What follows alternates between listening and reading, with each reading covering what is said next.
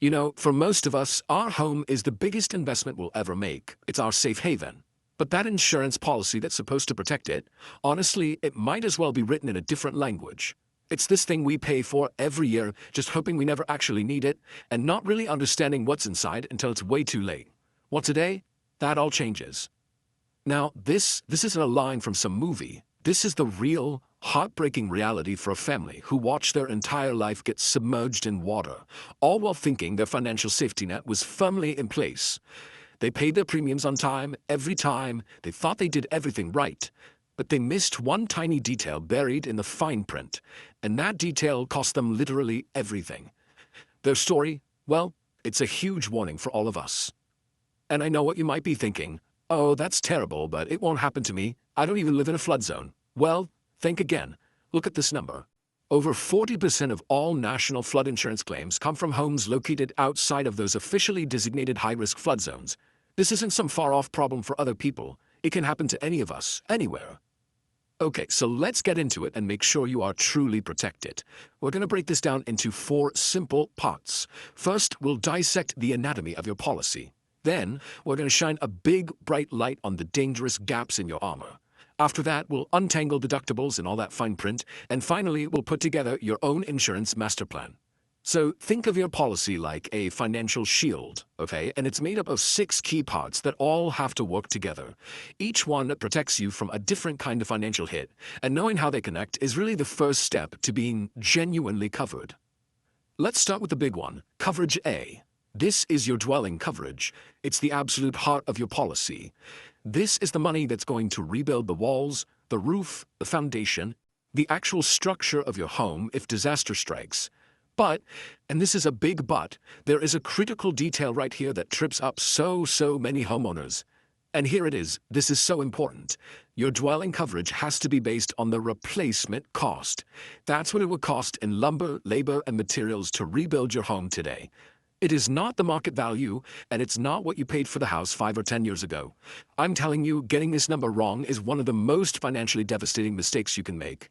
Now, check out how all the other coverages just build on top of that first big number.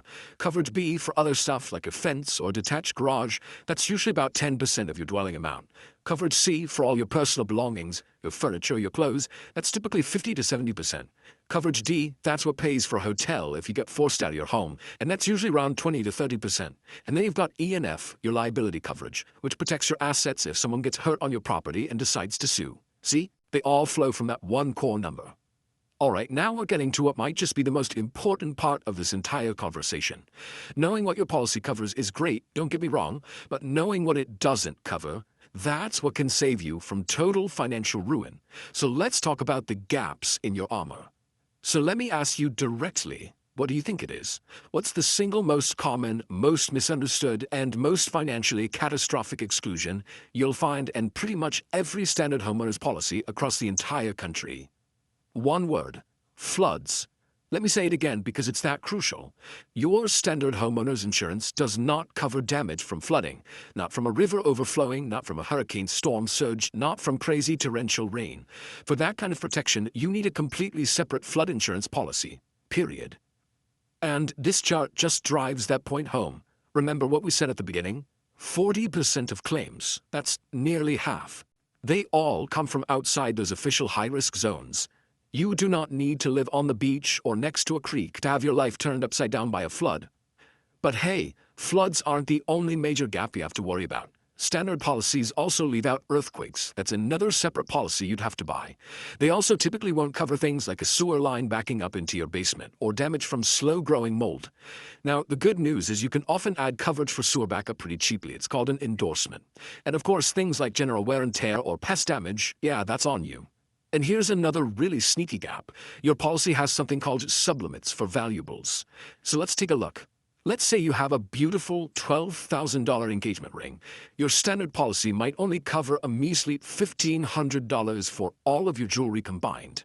To cover that ring for what it's actually worth, you need to get what's called a floater or schedule it separately on your policy. Okay, on to our next section. So even when something is covered, you almost always have to pay your share first. And that, my friends, is your deductible. Understanding exactly how this works is absolutely key to knowing what you'll actually have to pay out of pocket after something goes wrong.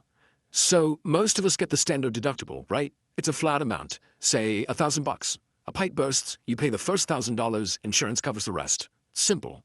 But in a lot of states, especially ones that get hit by big storms, there's a second, totally separate deductible just for wind and hail damage. And this one works very differently. It's not a flat number, it's a percentage of your home's total insured value.